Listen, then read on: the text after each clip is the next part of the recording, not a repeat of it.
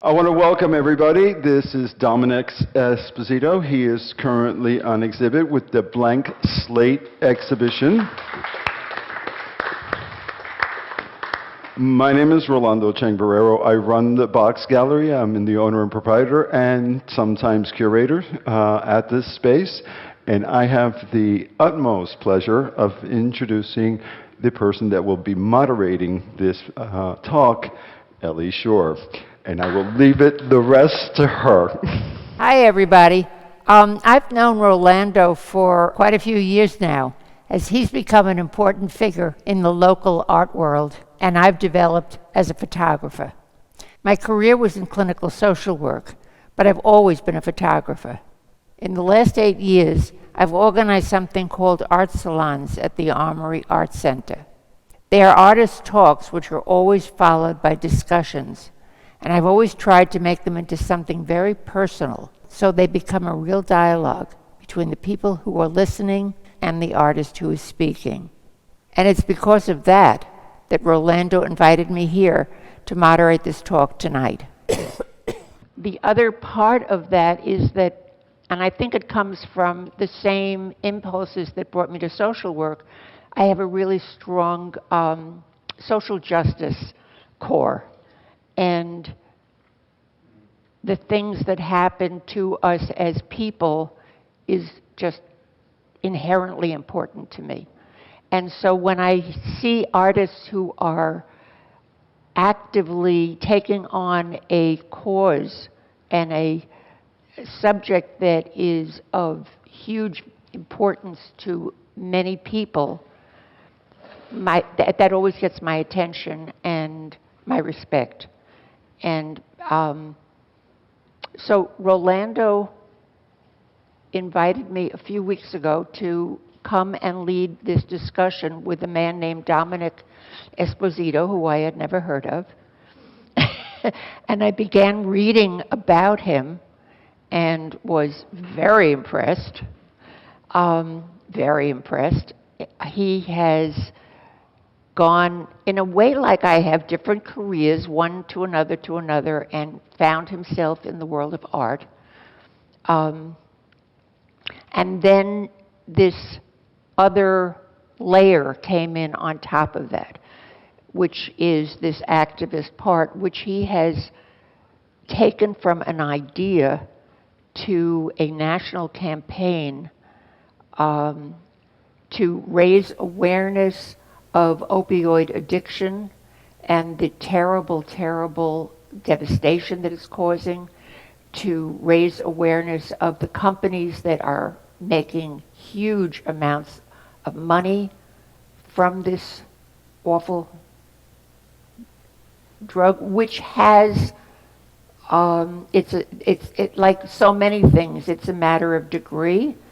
There are ways in which the drug is helpful, but the ease with which it becomes something that is so addictive and creates so much havoc and misery and death, and so much profit for the manufacturers and the whole chain of distribution, is staggering. And I've been aware of that for a number of years. And I'm totally looking forward to hearing Domenic talk to us about this. He's going to be talking about his art and how he became an artist, and the wonderful command he has of the artwork. The pieces are beautiful and beautifully crafted, in addition to the power of their meaning. So, and then he'll be talking about the activist part. So, Domenic Esposito. Oh, thank you, Ellie. That was an incredible introduction, and thank you. Before I start, I want to thank Rolando, first of all, for being such a great friend. I mean, we've only known each other for a few years, and I feel like I've known him all my life. And when we started speaking, kind of midsummer about this exhibit, and I sort of had kind of a working model of some of the work, and for him to have the faith in me to kind of deliver on it, not we'll talk about the opioid spoon project and the activism as well, but that part of it has always been, it's funny, like people always introduce me, sometimes by my name, but a lot of times they just introduce me as the spoon guy. So this was first, my first real, I'd done a lot of art, but this was the first time I really kind of try to move from one project to another one that was just as important and had a lot to do with the opioid crisis in this country. And I'll get into that more specifically. So thank you all for being here. So I'm an artist and activist, and the activism is something, as Ellie just pointed out, it's not something I signed up for. It's something that sort of happened kind of organically about 3.5 years ago when I dropped that first spoon in front of Purdue Pharmaceutical in Stamford, Connecticut. So I'm going to spend a little bit of time really kind of talking about the art, how I think about it, and then I'm going to show you a little bit of a video, some of them time-lapse. I promise they're going to be short, plus it'll be kind of a break from hearing my voice.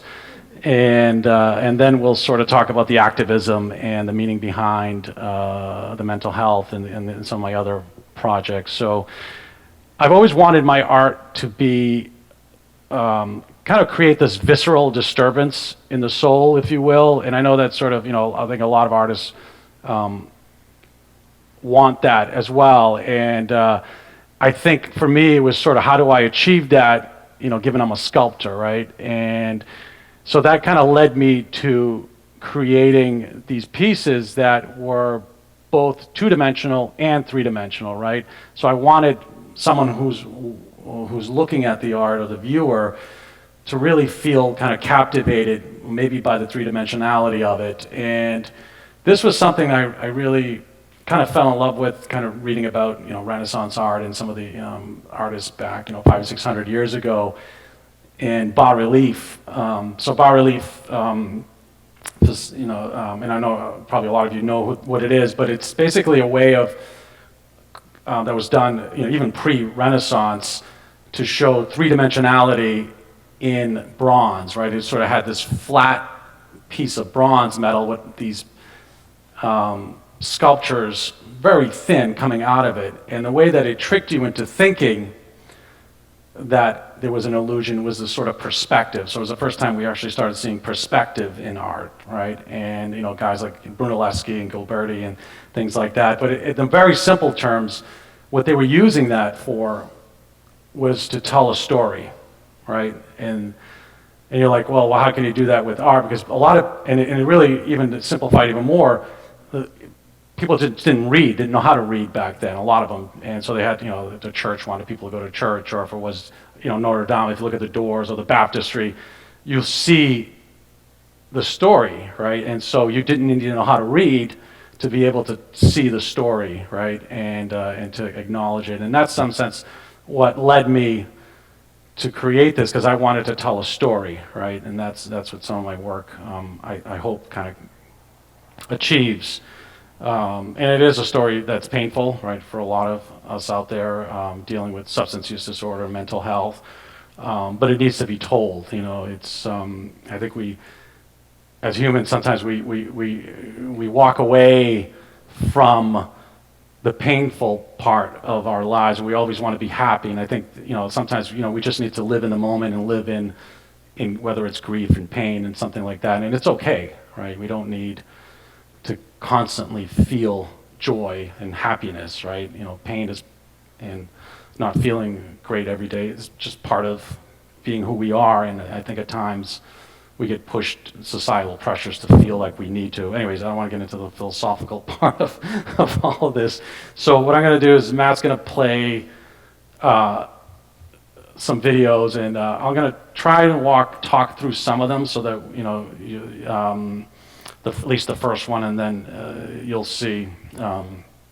So a lot of it starts with photography. So my daughter, Marissa, she's 17, so she's I get her to dress in a hoodie and take tons of photos of her. These are just a few, and so these are the source photos, if you will, right? That's how I create, and then I create these mannequins, and this mannequin's basically made out of foam, and you're using a lot of wire and whatever you can find to sort of create this half structure, and that's the hoodie. Then you come back and see how it fits. and then then you're putting the hoodie, there's all staples and everything else, kind of holding it all in place, and there's 5 or 6 layers of starch and different chemicals to hold it in place. And there you have it in place. And then basically from there, once it's hardened and you really have, and it takes months for it to really kind of harden, and clay work to sort of work on some of the undercuts that develop. And the undercuts are bad for sculpting because that gets stuck. And so that's a silicone rubber that you put on there. Then it's a very thin rubber that allows you to penetrate and really get the detail in the clothing. And this is basically the mother mold. So it's a 3-piece mold that gets cast. So that's what the rubber looks like once you kind of pull it away from the mother mold. That all gets filled with wax, and that's the cast bronze. That's what cast bronze looks like when it comes out of the foundry. So this is us putting the patina on with different acids, and washing it down, and then eventually putting a polish on it. And that's the piece that's back there. That's the saleable, and then this is with the oil background. So that's 3 months of work you got to see in in a minute. So this is just the work in. You make a maquette really out of wire, and then you just keep applying clay until you add more and more detail and iteration.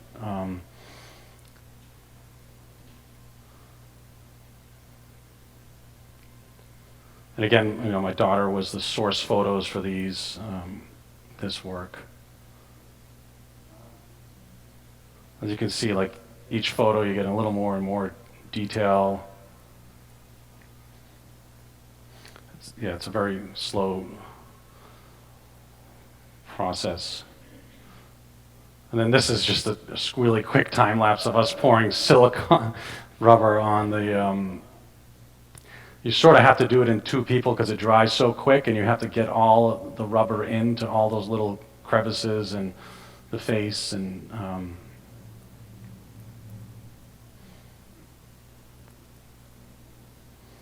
So I think we did 3 coats, and it had a total of 5 coats, and each coat gets thicker and thicker.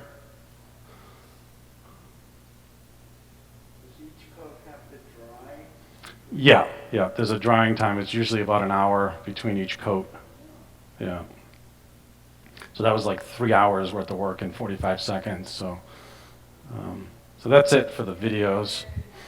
So maybe now I'll talk a little bit about the meaning why the hoodie, and then I'll talk a little bit about the activism and the Opioid Spoon Project and why I got involved in that. So the name of the exhibit is called Blank Slate, and obviously they're hoodies, and people always ask me, why is a hoodie? And the hoodie to me is yes, it's a piece of clothing, but it's a piece of clothing that's been around and used for years and years, right? You look at, Rocky, and even the Franciscan monks wore hoodies, and so I've always been fascinated by it because it's been a piece of clothing that's been around forever, and it also in the last 15, 20 years has been used by different social economic status, right? It's almost kind of irrelevant, right? You could be a CEO, you could be inner city. It's just this weird fashion clothing that has really eclipsed, a certain standard and a certain person. And it's really a language at the end of the day. It's a language of, clothing is a language of how we feel, and how we wear it is how we feel. And for me, it was always something that I saw, whether it was my kids, my brother's really the inspiration why I got into the fighting opioid crisis, and I'll talk a little bit more about that later on. And I always felt like I would see him or my kids or someone on the street, and wearing their hoodie down, and it always felt like, yes, there's something wrong. They weren't feeling great, right?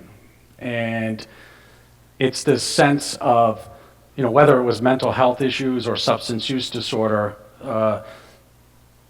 it was a way for them to say, leave me alone, right? and to hide, right? And I even saw it in myself too. You know, I wear hoodies all the time. In fact, I was going to come tonight with a hoodie on, but it is a way for us to say, you know, I don't want to be left alone, right? And it also speaks to the whole issue around nature versus nurture, right? Are we, the exhibit, the reason why it's called Blank Slate is, are we victims of our environment, or is this genetic, right? You know, in terms of like whether, you know, what drives us to mental health issues, right? Or it doesn't even have to be mental health issues. What makes us who we are, right? Is it our environment or is it genetic? And I think there's an argument to be made for the two of them. This is like an age-old argument. That's the whole tabula rasa discussion around that. And so the work kind of explores the environment around us really being the reason for who we are. And I always thought that, like, this hoodie was just a powerful way of saying that. And that's really it. It's really kind of telling this story. And the natural progression for this work was really brought out by the work I had done on the Opioid Spoon Project, which is a nonprofit. It's been around for 3.5 years, and we've done not just Purdue Pharmaceutical. We've dropped these spoons in front of the FDA, which is there, Johnson & Johnson, you know, and other pharmaceutical companies. We also took a spoon that was blank and had taken it to 15 cities, 10 states, where families that have lost loved ones signed this spoon. And I've met a lot of families that have unfortunately lost someone to the opioid crisis. And that, you know, what really started off as this project because of my brother and the sense of hopelessness. My brother's still alive, but he is in, he's not actually doing that well right now.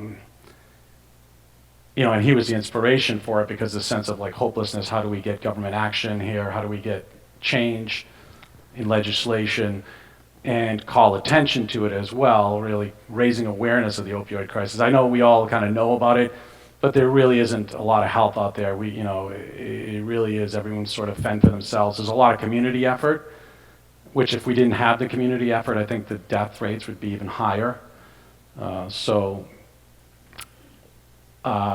It was a call to action, not just for the government, but for also pointing fingers at the pharmaceutical companies that have made billions and billions of dollars by selling these legally in this country and creating an addiction crisis over the last 25 years. And I think we're starting to see the headlines and the lawsuits, but it's still early days.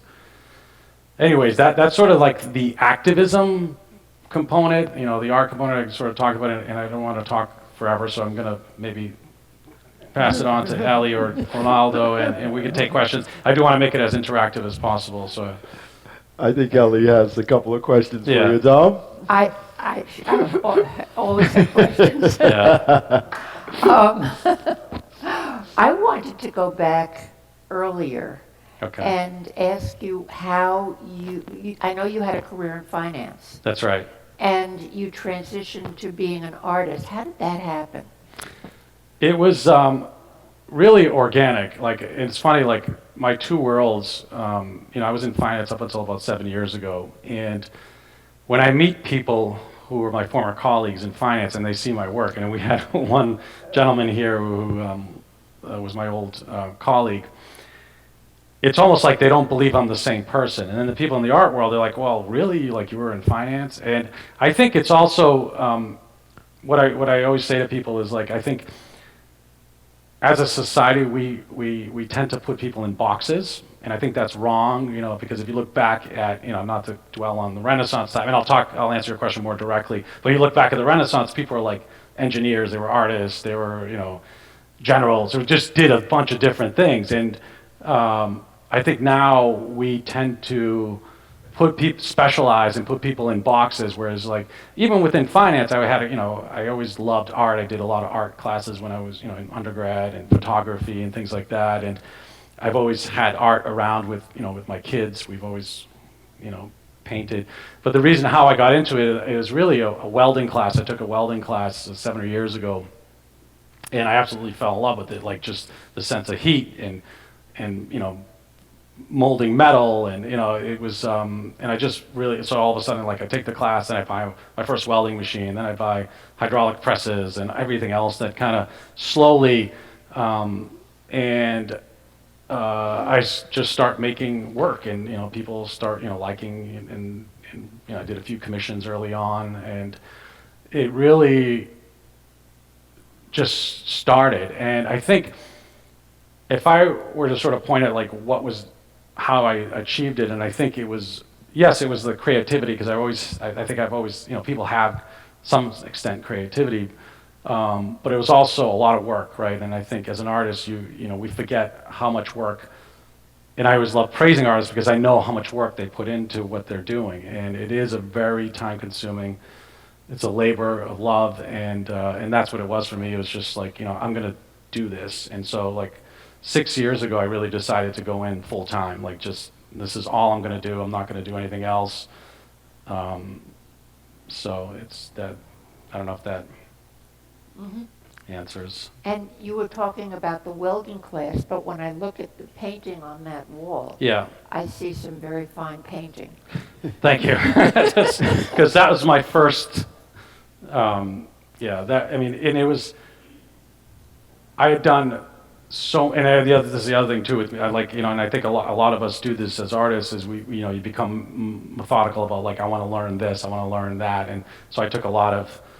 I don't have an art degree, but I probably do in terms of like if you accumulate all of my classes I've taken, right? I mean, I've done, I did a 1-week marathon where it was some of the hardest work I did on charcoal painting, and we had a model there, like it was literally like 10 hours a day for the whole week. It was intense, and so, but things like that. I've taken classes at RISD at Mass College of Art, and finally enough to have the confidence to start doing this stuff 3 years ago, so the painting.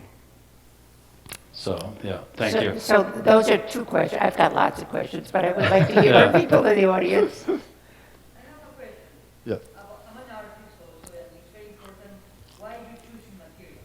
Why you choose bronze instead of just for it wood? Why you Yeah. choose that kind of material? And why you decided to have a painting instead of a photograph on the back? Why Yeah. using these materials and not other? What is the inspiration? Is the process important or? It's 2 things. One is the process, and I'm sort of very engineering focused. Like these are my bronzes, but I also do a lot of fabrication work, where it's like putting stuff together and figuring it out on CAD, and I've done that kind of work. But specifically this one, it was the inspiration for it, and I know it's going to sound strange, but I read a Da Vinci book like 3 years ago, and in the book, I realized that he hated sculptors, right? He hated sculptors because for him, sculptors were a lesser art, right? Because with painting, you create the illusion, right, that is 3-dimensional, right? Sculptors don't do that, right? You don't, and so, and then and he goes into this whole thing. He was like, they were all dirty, they're filthy all the time. They're all, I can go to work covered, in my shirt and tie, and I'm a painter, and so for me it was like, oh, here, what am I doing, and so I thought about it, and I said, you know what, I'm going to create, and sculptures are really hard for people to buy, right? Because they take up personal space in your house, right? Versus a painting that's on the wall and you can look at it. So I said, you know what? I'm going to create the illusion that he thinks sculptors don't have, right, in a painting, and still give you the perspective. And that perspective really is back to some of the the work I studied on Renaissance art, that I love, that whole perspective look. And in fact, like if you look at that piece in particular, I took it even a step further, and it's very subtle, but if you look at that left shoulder, you can see it's a different patina than down to the bottom. So I tried to create the illusion of light, and my whole sense is like when I put this up, it was always supposed to be like a dark background, and it was supposed to be a spotlight on it, so you can actually see the patina difference between that top shoulder going down. So because, effectively, well, you know, it's with art, like all you're trying to do as a painter is create that illusion with light and shadow, chiaroscuro. So that's what I was trying to do with, and it was sort of just a kind of like in your face, like I can do this, yeah, kind of thing. Sorry, I don't know if that answers it, but that's really kind of what went through my head. I got a question for you. How important is aesthetic considerations? When you tackled the initial project, it was out of outrage. Yeah. Your brother was an addict. You were emotional. I've heard your story. And then you're going to produce a piece of artwork, and basically a protest piece. How much time do you think that you gave it? Did you study? Did you read on how to present it where it would be considered fine art as well as protest art? Yeah, that's exactly the kind of the thought process I went to. Sometimes I sit on these, as an artist, you sit on work for years before you actually create it, right? I've got, I'm always full of ideas. I just don't have the time to get them all executed, nor the money, because some of them are very expensive. But it was, for me, this, I thought about the spoon a year ahead of time, right? And I always felt, yes, we're talking about a utensil that was dirty, that was used for drugs. But I always thought that art, this is my sense with it, and other artists could, disagree, and we can argue all day long about this, but I feel like art should be aesthetically beautiful. Like, not all art has to, but like, at least I'm gonna do that, right? So even though I was creating the spoon, I still wanted it to be beautiful, right? And I think the reason why I did it so big was just for the sense of the guerrilla art component of it, right? You don't want it removed, and if I could, I would have made it, 20 feet instead of 10 feet. But that, exponentially, makes it difficult to make and to ship. So, in fact, like one of the artists that that I really kind of loved was, at the turn of the century, was Constantine Brancusi, and when he did mostly sculptures, and they're beautiful bronze sculptures, extremely polished. But not only the sculptures polished, but he would spend just as much time as on the bases, right? And the reason why he did that is because he hated when people would take his sculpture, buy it, right, and then just put it on a table. So, and in some sense, that's, I think, I'm more in that camp, right? That in terms of like art should have a fully executed component to it. Sorry, I don't know if that. Yeah. What's next with the spoon display? Where are you looking to display the spoon? So the nonprofit, the Opioid Spoon Project, is an ongoing act. We're activists. Like, I have volunteers, and we really we just show up with the spoon, so we don't tell people what our next protest is. I get asked a lot by the media, where are you going to drop the spoon next, and you just don't know. So we actually have a spoon built. It's in my studio. It's done. Because of COVID, we've had to slow down everything. But we're hoping in the fall to be back with some activism. There's a laundry list of people who have benefited financially from the opioid crisis tremendously and have enabled the crisis to continue till this day. It's still happening. So. You had mentioned that you were known as the spoon guy. Is Blank Slate your departure from being pigeonholed into a one-theme, one-hit wonder in the art world? Because this show fascinated me, only more so because it was a grand departure from what you were doing. And it's a big risk because constantly people keep calling you back for the Spoon Project.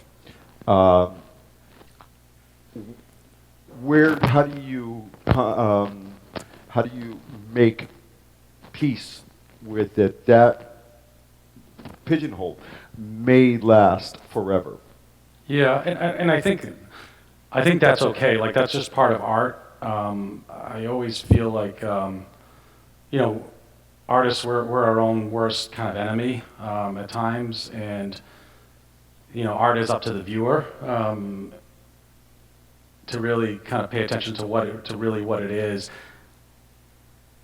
I think I'm more in the camp of like I'm going to do a lot of research on why what I'm making, why I'm making it, be thoughtful,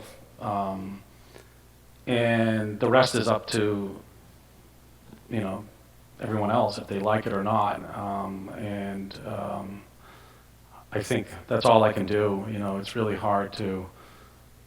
There's no shortcuts, and there's no way to muscle your way in. And I think, you know, it's great the media attention I got with the Opioid Spoon project, but there's a lot more to me, and I think that's coming across with this work, and I hope so. I mean, so, I don't know. So do I. Yeah. Yeah. Alan? Hi, I just wanted to bring up the awareness that you actually exhibited this 800-pound opioid spoon at the Palm Beach Convention Center. I think it was for the International Art Show, and I think it was funded by Hanley Foundation. I'm not sure how you got here. But ironically, this was at a time when we became aware that the Sackler family, Sackler-Purdue complex, had purchased a building on 6th Street here in West Palm Beach, Florida, and a group of people that are involved, you know, in the Substance Awareness Coalition, did a demonstration. And the timing of that exhibition, as well as your presence, Yeah. and our appreciation for your participation in that project is astounding. So as a focal point, just looking at the scale and size of the spoon, you know, is an attention getter. People that are, you know, even though the opioid epidemic has taken over 400,000 lives, mostly young people, leaving parents without their truck, and can't imagine a greater loss, and grandparents raising their grandchildren. This vehicle is tremendous.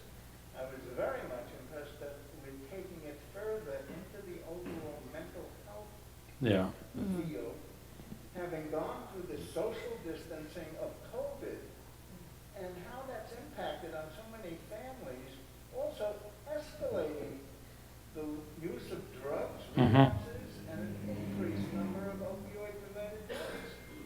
So the alienation that I see with the hood, you know, the posture of the guy bent over, screams of this kind of separate, you know, insular. So I just wanted to bridge those two together. Yeah. No, thank you. And Tremendous, that's. I mean, and I sort of left out the whole loneliness and isolationism, which is really a big component of the work. And thanks. Thank you. Yeah. no matter what the background is. Yeah. you know, Yeah. Thank you, Dominic, you. I have a question. Can you talk about these three pieces? Yeah. Yeah. They're not on, I didn't see them on your website. I haven't seen any Yeah. reference in. They are like further down. So I made those like 2 years ago, before all the protests this year. And it's funny, like they've gotten into 2 juried shows. In fact, today they're in an online juried show, the New England Sculpture Association, which I was really happy to be part of. It's a very prestigious. Sorry for trying to be some modesty here, but anyways, the piece is called "Can You Hear Me Now?" and there's a speaker component which we could play later on. We just shot it but anyways, so it's 100 years of protests in the United States and or around the world really, but it's the labor movement and the wartime peace movement in the 60s, labor movements in the 30s, and then the Me Too movement now, and it really, there's a quote that I heard when I started doing some of this activism work about politicians. Politicians love activists because we all burn out, and if you go to like Washington D.C., any weekend there's like 30 rallies happening, and it's sort of meditative for people to go there with their posters, and sometimes there's change, but a lot of times it's just people screaming and there's no change, right? And my point with this is like, yes, it's hard to not be hopeless at times feel hopeless at times as an activist, but there are, periods where things do happen, like the labor movement that we're all, we all, the child labor laws and all that stuff that happened in the 30s and 40s, and the war and peace movement, and then the Me Too movement. And so there are big changes that happen, and we can't give up on activism. It's our, it's the First Amendment right. And then the speaker plays a 4-minute clip from, I gathered all this sound from the Library of Congress, so it's none of it is copywritten, so we didn't infringe on any copyrights, and it's just layered, and it's just all this screaming and yeah, well, close to it. So the 30s, so let's say 80 years of protesting. So Progress in these areas is very, very slow. yes, And it's bringing issues to people's attention and increasing numbers of people's attention, and suddenly there's a tipping point yeah, where this has been complained about for 50 years, and now we're going to do something. Yeah, And we yeah. keep, those of us who are watching these, and working in any way, get frustrated. yes, Get very frustrated. But also there is a point where enough of the population can be turned from passive to active, that's right. and you keep hoping to nudge it along. Yeah, no, definitely. I mean, you hit the nail on the head. That's exactly it. And if we all lose hope, then we're never going to have change. And so, I was struck when I began to look at your website at the press this man has gotten. It is amazing. And what amazed me most was that it is national press, it is local press, and it is art press. He's been written about in Hyperallergenic and Art Forum and Artsy and on and on and Yeah. on, as well as in the New York Times and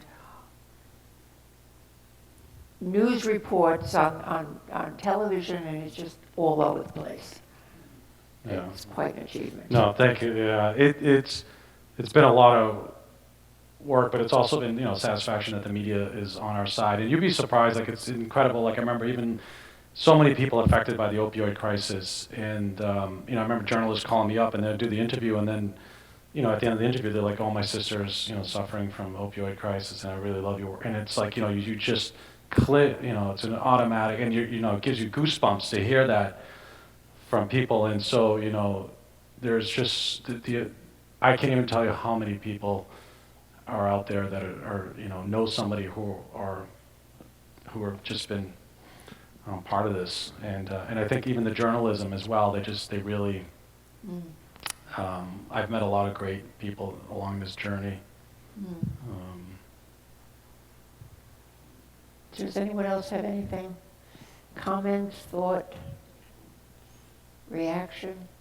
I'm just curious, what kind of a market is there for this work? Good question. Is it the corporate art, or are there funding agencies?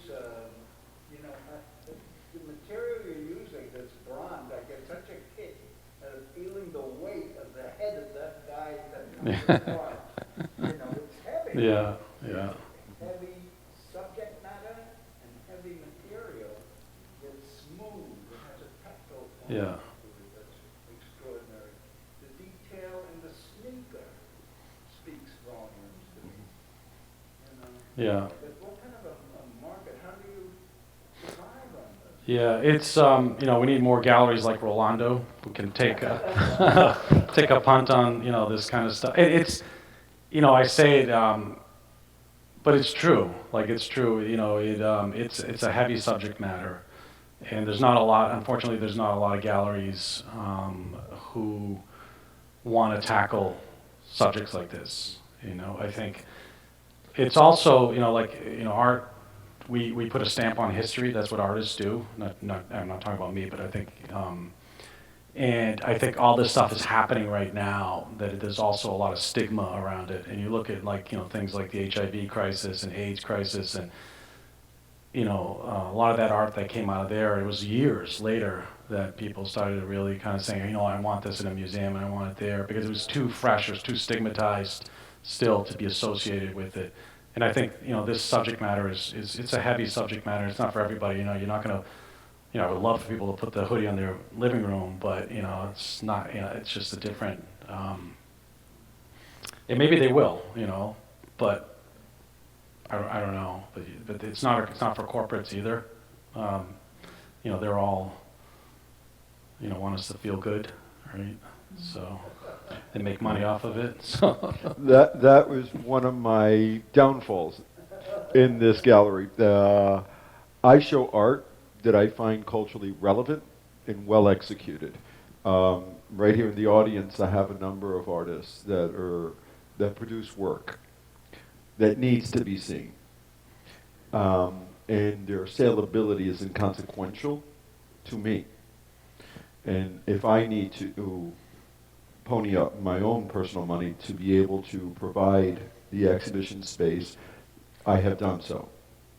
I try, and I have yet to take money from grants or from funding organizations, because I do not want to get my legs cut off from my decision making and have other people tell me what's relevant or not in culture. And this is a heavy show, as other exhibitions that we have shown. And I have been told, let me help you with this. And I have politely said I prefer to close the gallery than to be at the behest of someone else's editing.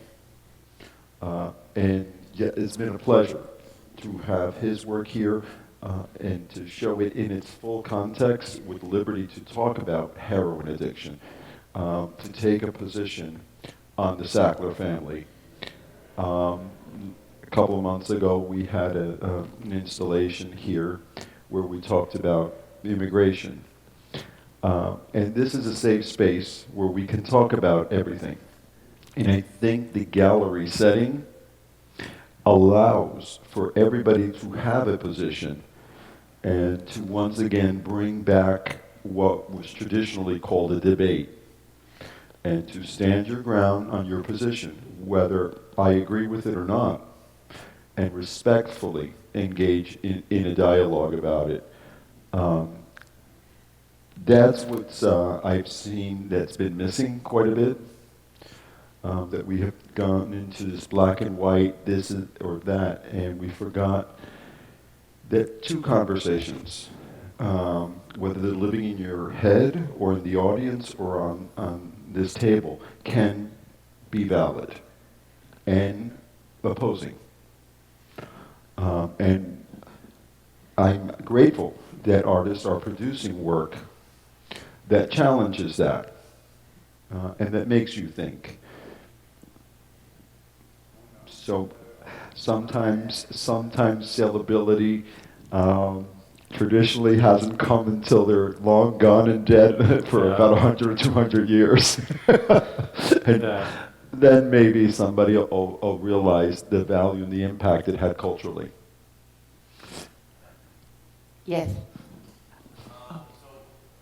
going back on when you first said that you said you did painting, or you went full time to doing art 7 years ago?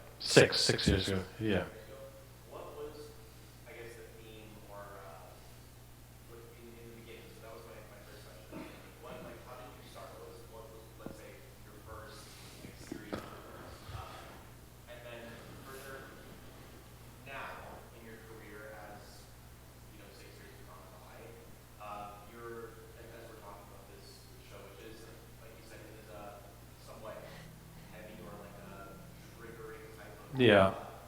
content, which some people want to, I think, turn a blind eye to, pretend Mm-hmm. that it doesn't exist, and I'm not happy to hear it.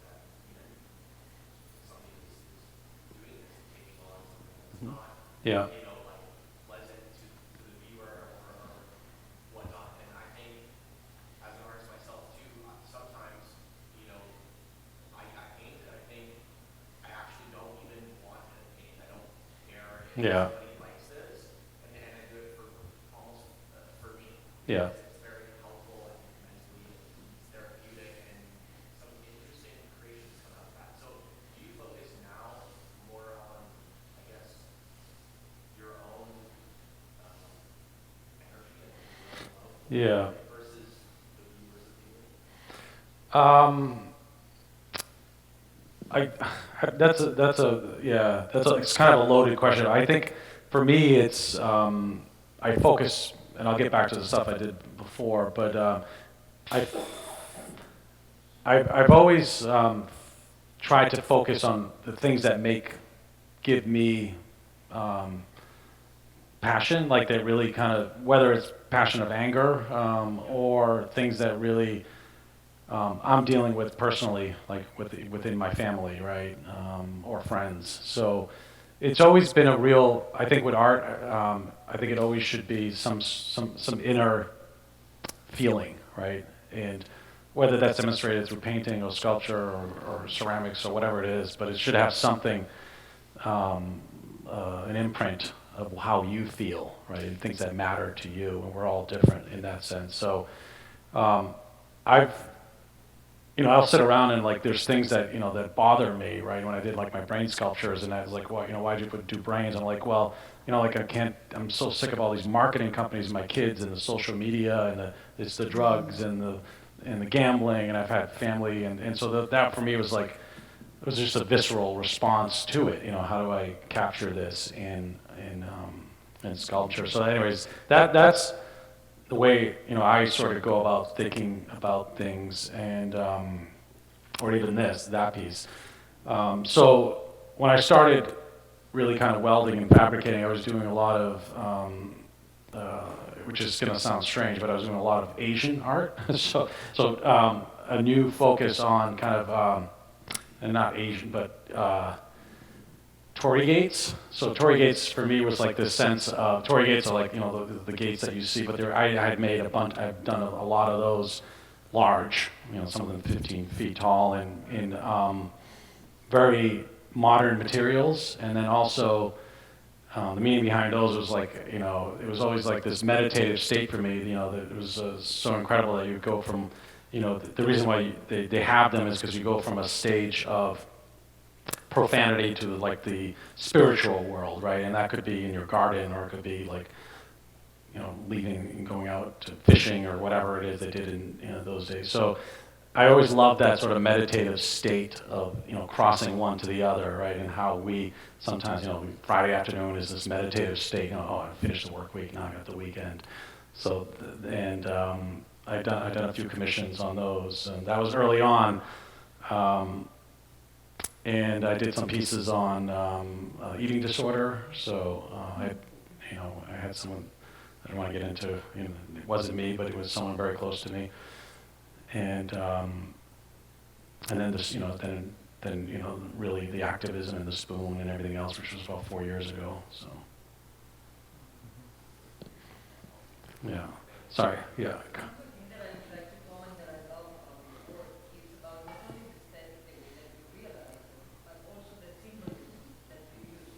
Because I see that it's very important because you use figures, objects to represent something that doesn't mean to have that content. You just absorb the symbolism of that object and you put it on context, and that's what it makes it stronger. And I think so that sometimes less is more. Yeah, And yeah. that's why those sculptures are so strong, the spoon is so strong, because the simplicity of the Yeah. symbolism capture the attention of everyone and take it out of the context and make you wonderful. Yeah, thank you. And that's actually been something that's been really hard for me to simplify my work. In fact, like with that one there, the black and white, I was going to add color and do all this other stuff, and then once I finished the black and white, I was like, you know what, it's done. I love it like this. I don't want to take away from the sculpture. And so, like to your point, sometimes we, as artists, we're always adding too much layers and sometimes it's better to just remove the layers and simplify your work and concentrate on the aesthetics rather than the amount of what's in there. So, thank you. Earlier today, Yes. go. Oh. Go ahead. Well, I noticed from some of your pictures, of course you have the hoodie, you have the sculpture, but what inspires the actual background? Because of color, you use a lot of color. Yeah. I see orange, I see green, and I'm big on colors. Yeah, yeah. Reads a lot, and you get a lot from a person's artwork just by the colors that they use. So was color like big? Yeah, I put a lot of thought into the color, right? But not in a traditional sense, like, red represents this and green represents, for me it was, like the red one there is called, with the red hoodie, with the darker hoodie is called assailable, and I just wanted to show this sense of vulnerability, right? So that the red is like this passion, right? And the middle one is called duplicity, and I added the flowers and the blue sky and everything because I wanted, it's sort of this sense of like how we deal with mental health or how people are feeling is sometimes it's that sense of like the face that we put on it is colorful and blue skies, right? But the clothing tells you there's something there that's not.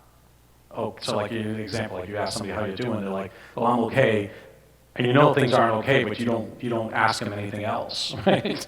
Because you don't want to be.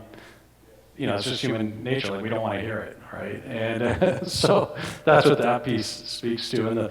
And the green, for me, it's sort of like it's a dual sense of like being hidden, right? You don't see that person because he's like morphs into the background.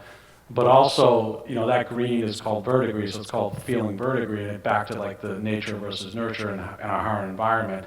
That color traditionally you get on bronze if you leave your bronze outside untreated for like 20 years because it's got copper on it in the bronze. And so I accelerated that, so it's a sense of like, here's 20 years of history that's created who we are, right, rather than the genetics. So I don't know if that makes sense. So each one of them was thought out that way, and the summertime is like, everything's rosy and peachy because it's all summertime. You got your, what's the dress that gets worn in summer? That's got the Lily Pulitzer. Yeah. So it's like everything's fine, but it's not, right? so it's kind of, that's how I think about my colors. Earlier today, someone walked in and he was looking at the piece and he said, I'm waiting, he's looking at it, he said, I'm waiting for it to continue the dialogue I'm having with it. And I go like, okay, would you like to meet the artist? He's standing here.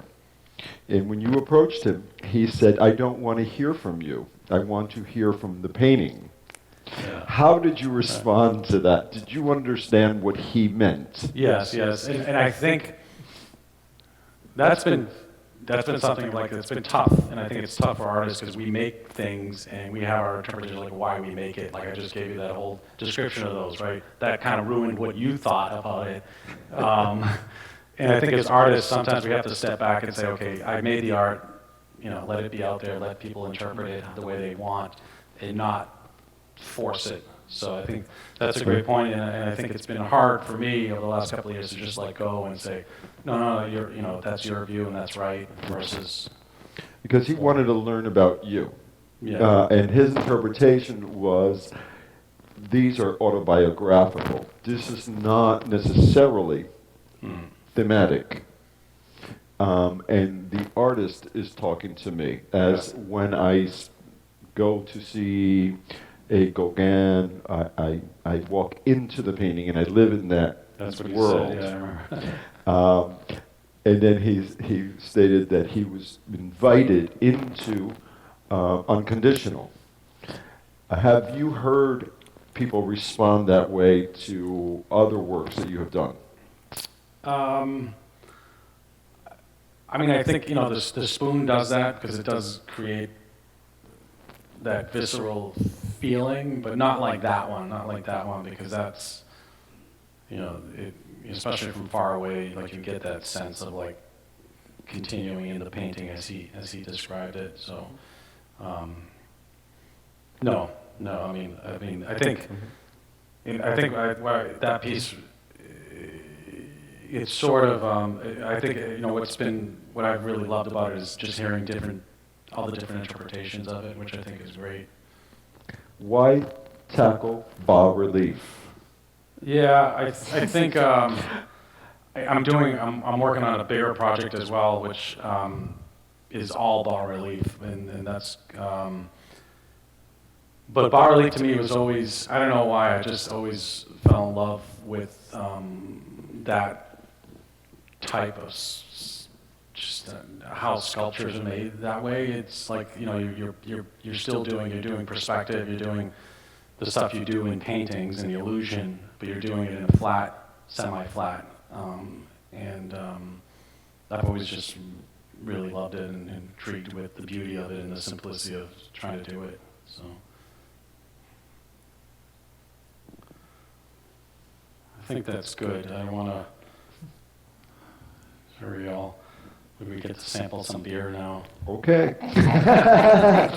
I think this is amazing. Yeah. And there are so many questions that I've had that someone else here asked. Yeah. And because we've all got those questions. Yeah. Our minds are all trying to process it. Thank you so much. This was absolutely fascinating. Thank you, Ellie. Thank you for being here. Thanks, everyone. Thank you.